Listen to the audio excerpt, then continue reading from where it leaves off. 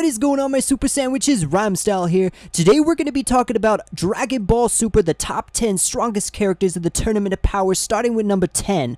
Oh, and we're accompanied by... Yo, what is up, guys? It's Geekdom here. I'm actually Cog Incorporated. I'm not Rhymestyle. I'm Re-Rep1. I kind of lied. I just wanted to, you know, have a resume that I kind of lied on, but you're not the real Rhymestyle? No, I'm not. I'm just Cog Inc. Oh. Yeah. Anyway, guys, we're going to be talking about the top 10 strongest characters in the Tournament of Power, starting with number 10. So, what we've got is Brianna from Universe 2. We don't know much about her, but recently we came to discover some information about her, and she seems pretty cool. So, I don't know. What do you think, Re-Rep? Do you think that she deserves a spot at number 10? Yes, I do think she deserves a spot at number 10 because she just basically wiped out two females with the power of love. And you know how strong the power of love is. We've seen that through multiple media sources. Yeah, Brianna definitely has that potential to just obliterate everything with her appearance, her love. I mean, she's a pretty strong character, but what do you think about Kale? Kale, as we know right now, she doesn't really have too much fighting experience. Mostly what she has is just strength. So it's basically like giving a little kid a bulldozer, and okay, they don't know how to use it, but they're still going to be able to destroy stuff. So that's why I don't think that she should be like too far ahead in this list. She is extremely strong. She is just like Broly level strength, but she doesn't have that fighting experience. She doesn't have that fighting sense that another character, kind of like Goku, that has been training his whole life, knows how to control his power. Kale definitely appears to have that potential to grow as a fighter, although she is inexperienced. You know, she doesn't really know how to fight. But previously, in Dragon Ball Super Episode 93, we came to discover that she's got incredible, immense amount of power with her legendary Super Saiyan transformation, just transforming into basically Broly. And then what happened... where Caulifla basically surpassed Kaba in that moment and transformed into a Super Saiyan 2 to deflect Kale's gigantic meteor attack that was directed at Kaba. I mean, Caulifla shows the potential to become a strong fighter, except she hasn't really done much as a fighter from what we've seen. She just basically came in the picture. Yeah, she transformed, she surpassed Kaba, but she's not really at Kale's strength level when she transformed into her legendary Super Saiyan form. I mean, I think Kale deserves a spot at number 10, kind of tied with Brianna. Moving on from number 10, we've got Piccolo. Piccolo from Universe 7, he has the ability to supersize himself, which we haven't seen in a long time, since Dragon Ball. So Piccolo definitely has that ability to supersize himself, similar to Bergamo in a sense, and they could both go at it, fighting each other to the, like, near death. I know killing isn't really allowed in the Tournament of Power, but the two of them could really like just go at it. Two giant dudes fighting it out in a tournament with limited space, and everyone just kind of either being forced off the edge or everyone basically targeting the two of them. So Piccolo and Bergamo, I mean, Piccolo comes in at number 9 from what I feel, and Bergamo, I could potentially see him as number 8 because, you know, he has that ability to supersize himself and basically absorb that energy and continue to grow. I do think Piccolo is extremely intelligent and extremely smart, but Bergamo, remember when Goku was fighting Bergamo and he punched Bergamo and Bergamo didn't even flinch, he just kept growing stronger and stronger. So I'm just saying, like, if a bunch of characters are fighting Bergamo and just keep giving him energy by punching, he's gonna gather a mass amount of energy, and he's going to be extremely hard to defeat, especially a bunch of really, really strong characters in this tournament. And since both of them are huge, Piccolo already has like that natural power. Their fight will be incredible. I really hope that they utilize Piccolo's giant form. That'd be really, really cool. And also, I think that Bergamo could literally just pick up the weaker fighters and just throw them out of the ring like nothing.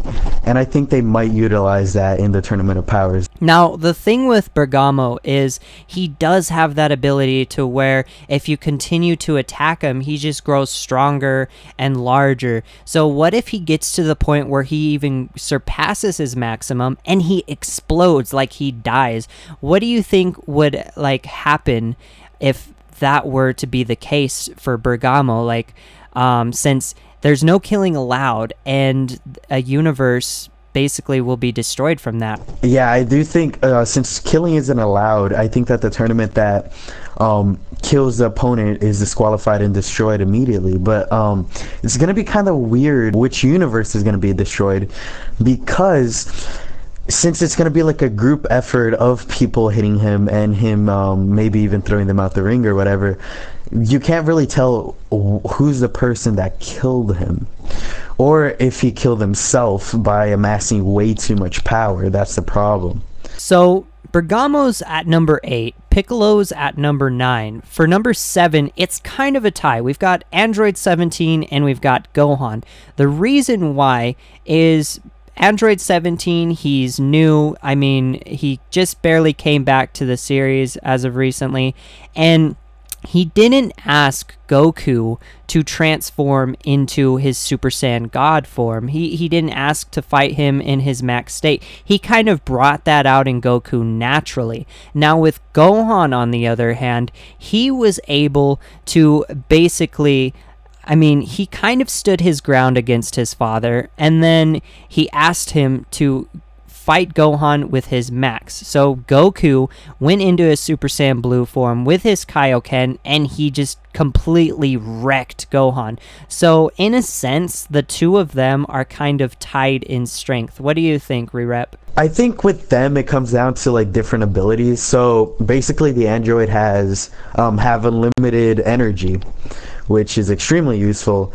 But personally, I do think Gohan, strength-wise, might be a little bit stronger, but it's very hard to tell with this moment since we don't really have too many fights, especially any fights against them, and we can't really compare them too much. So I do think they're very equal, and I can't really put one on top of the other, honestly. Now, what do you think about Nigirishi from Universe 3 coming in at number 6? We didn't get too much screen time on him, but I wanted to put him on this list because he did say that he was the strongest fighter in his universe.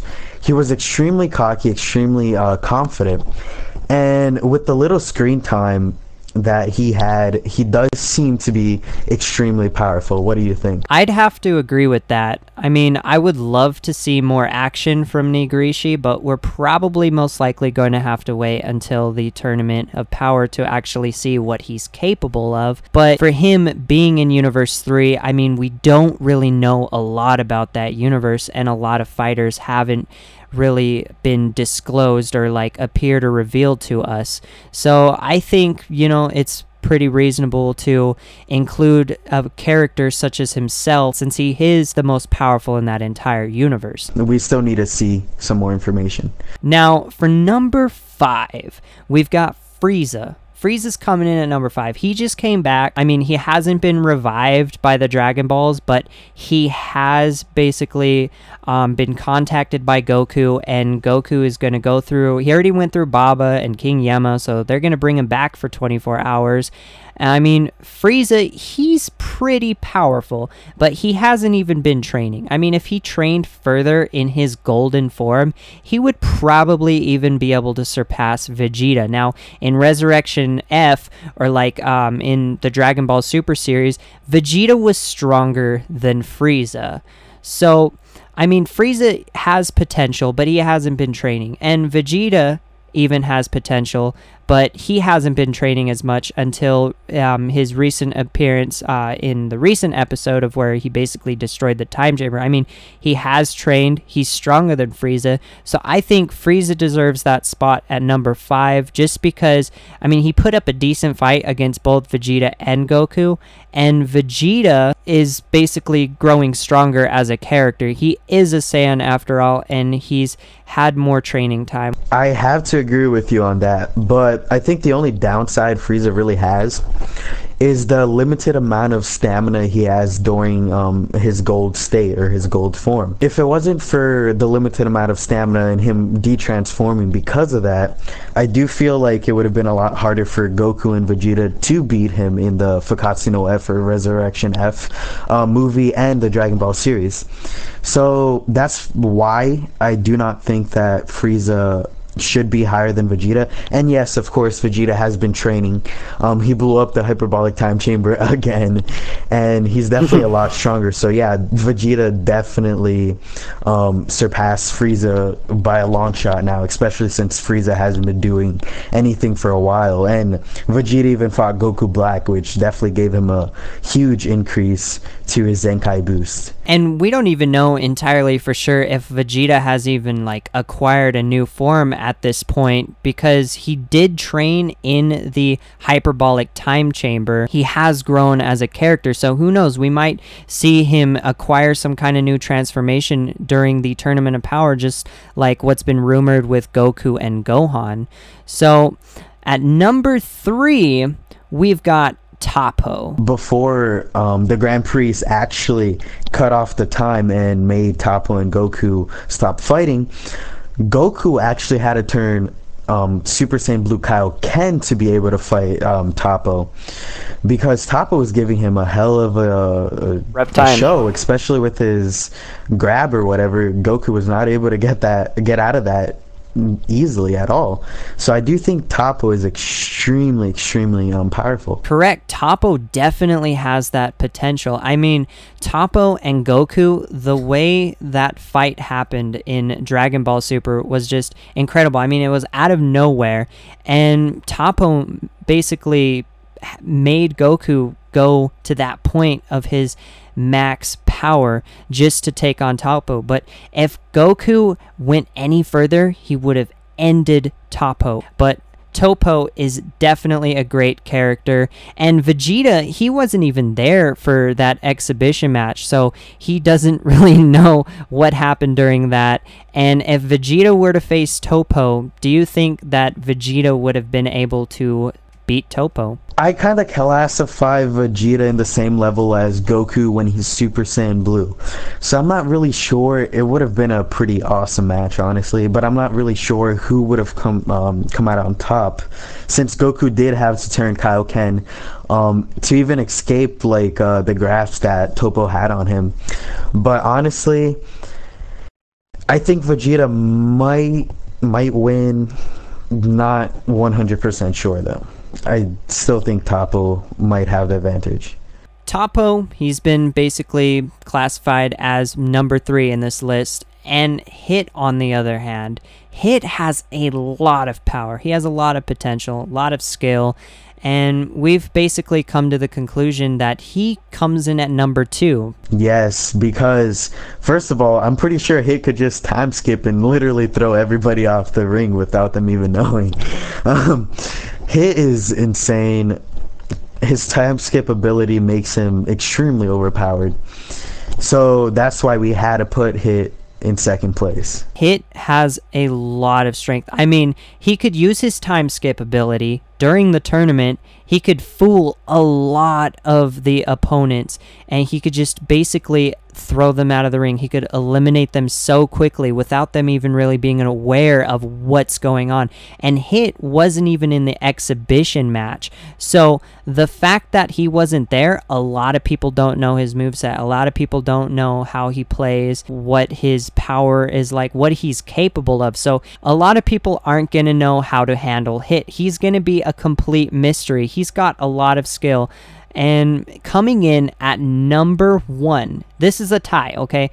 We decided that Goku and Jiren are both at number 1 just because I mean, Jiren, he's the most powerful character in Universe 11, and Goku is, of course, the most powerful character in Universe 7. And out of everyone that has been basically revealed to us from all of these universes, of course, all of the fighters haven't been shown to us. Goku, he definitely demonstrates and proves that he is the most powerful among all of the characters that have been showcased to us thus far.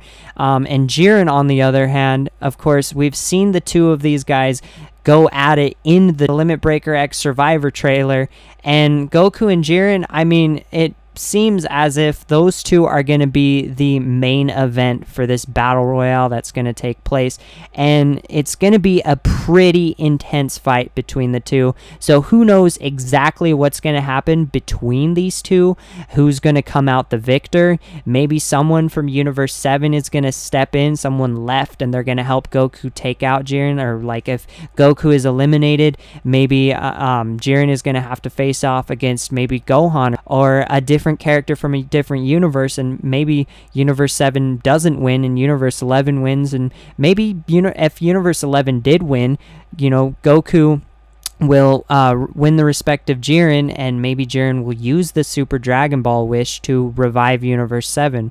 I don't know, what do you think? Yeah, there are many possibilities. I think that Jiren and Goku are probably not really going to care too much about the Tournament of Powers and eliminating the most people as possible. I think they're mostly just gonna rely on their own fight and like care more about their fight and have their intense fight aside from the Tournament of Powers. That's personally what I think. But I remember telling Goku in this latest episode, episode 93, that there was somebody stronger than Gods of Destruction. I think that that person might be Jiren, from how much he's being hyped out right now to this point. We really don't know, though. I mean, Universe 1, Universe 5, Universe 8, and Universe 12 have the highest mortal count. So it's been rumored that Universe 1 has the strongest mortal out of all of them. So Goku might seek this mortal out after the tournament, and it'll be a completely different arc. Yeah, that would be amazing, actually. Let's see what happens. So those are the top 10 strongest characters in the Tournament of Power. We've got Brienne coming in at number 10, tied with Kale. Piccolo at number 9, Bergamo at 8, Android 17 at number 7, tied with Gohan. And then we've got Nigirishi at number 6, Frieza at number 5, Vegeta at number 4, and do you want to finish this off, Re-Rep? Toppo at number 3, number 2, Hit, of course, and number 1, Goku and Jiren. So there you go, guys. Yeah, that's pretty much a wrap on today's video. Thank you guys so much. Let me know in the comment section below what you guys thought of this video. Yeah, go check out both our channels. I'll put Cog's channel in the description. And yeah, leave a like on our videos, and yeah, I hope you guys enjoy the video. I'll most certainly put a link in the description of my video to Re-Rep's channel, so definitely go give him a check out. He's got some amazing content over there on Re-Rep 1. Again, guys, thank you guys so much for watching, and I'll see you on my next video. See you guys later. Peace.